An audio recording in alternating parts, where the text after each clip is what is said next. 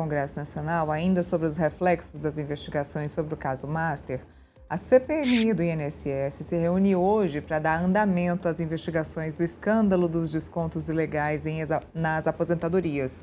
A apuração do colunista Igor Gadelha revela que membros da cúpula da CPMI dizem nos bastidores terem jogado a toalha quanto às chances de reverter decisões de ministros do Supremo que dificultam os depoimentos e as quebras de sigilo aprovados pela comissão.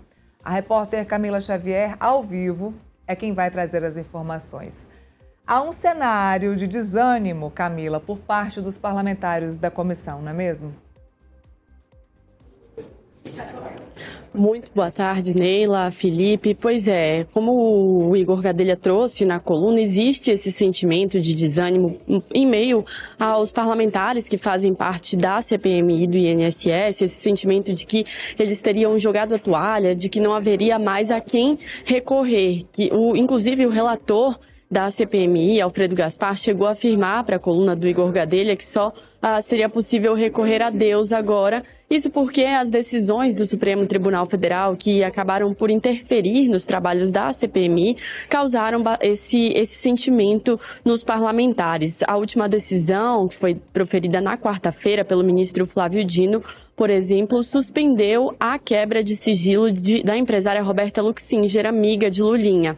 Essa decisão causou esse sentimento de insatisfação entre os parlamentares, como apurou a coluna. Inclusive, eles teriam dito que a CPMI teria morrido depois dessa decisão. O próprio presidente da CPMI, Neila, o Carlos Viana, chegou a dar uma coletiva aqui no Senado Federal e falou sobre isso, criticou essa decisão, falou que ela desrespeitava o trabalho da CPMI e também falou um pouco sobre essa questão da divisão dos poderes, das atribuições que são legítimas da CPMI. A gente tem esse trecho da fala do Carlos Viana e a gente confere agora. De revelar ao país todos os esquemas desse subterrâneo que foi a roubalheira no INSS brasileiro. Cada poder tem o seu papel.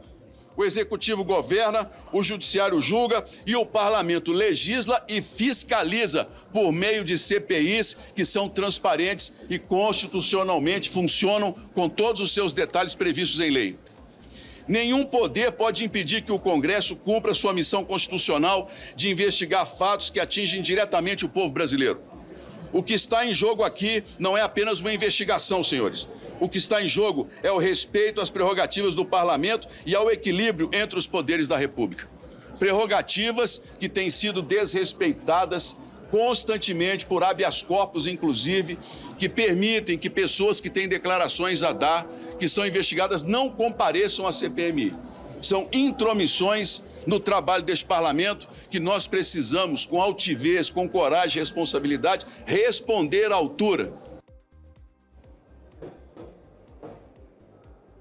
Pois é, Neila, esse sentimento de insatisfação, como eu falei, se deve principalmente a essas últimas decisões, mas como o presidente da CPMI falou aí nesse trecho que a gente conferiu, já vem de uma série de outras decisões de ministros do Supremo Tribunal Federal, principalmente o ministro André Mendonça, que é relator do caso, que acabou concedendo muitas vezes habeas corpus a pessoas que foram convocadas para prestar depoimentos aqui na CPMI, ou então outras decisões que permitiram com que as pessoas ou viessem e não falassem ou não fossem obrigadas a comparecer aqui. Então, por isso, esse sentimento, e eles entendem que não haveria a quem recorrer, já que as decisões vêm do próprio Supremo Tribunal Federal e não haveria outra instância ou não adiantaria recorrer a outros ministros do Supremo Tribunal Federal. Inclusive, esse sentimento se estende à questão da presença de Daniel Worcaro, que a CPMI gostaria de trazê-lo aqui para prestar esses esclarecimentos, mas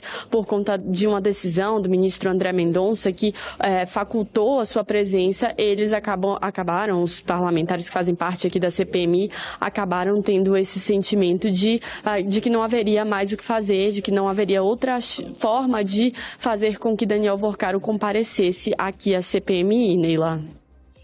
Camila, ainda falando sobre essa CPI do INSS, a suposta participação do Lulinha, aliados do presidente Lula avaliam que Flávio Dino cometeu um erro estratégico na decisão em que suspendeu a quebra de sigilo da amiga dele, da Luxinger. O que é que você tem de informação para a gente?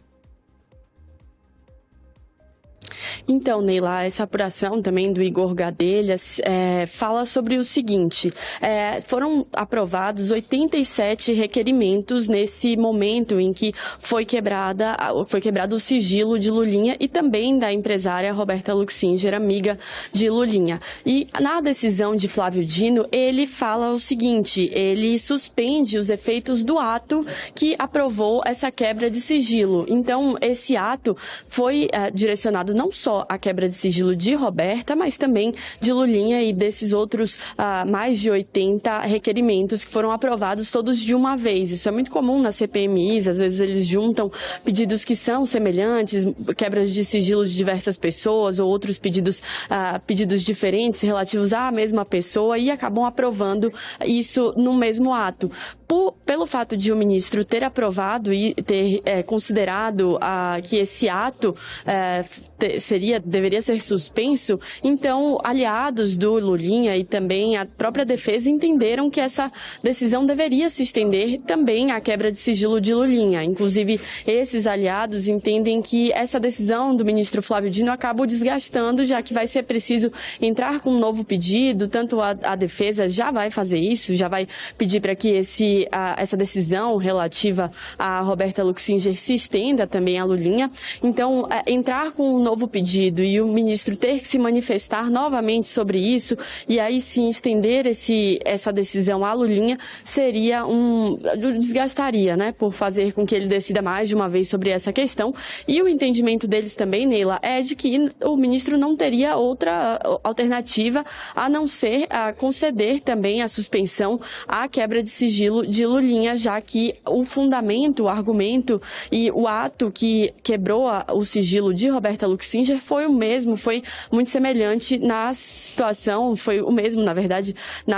de Lulinha, então não teria como ele argumentar de maneira diferente, por isso eles acham que Flávio Dino vai ter que aceitar essa suspensão da quebra de sigilo e por isso o erro, né, por ele não ter decidido já de uma vez estender os efeitos dessa decisão para todos os requerimentos que foram aprovados ali naquele ato.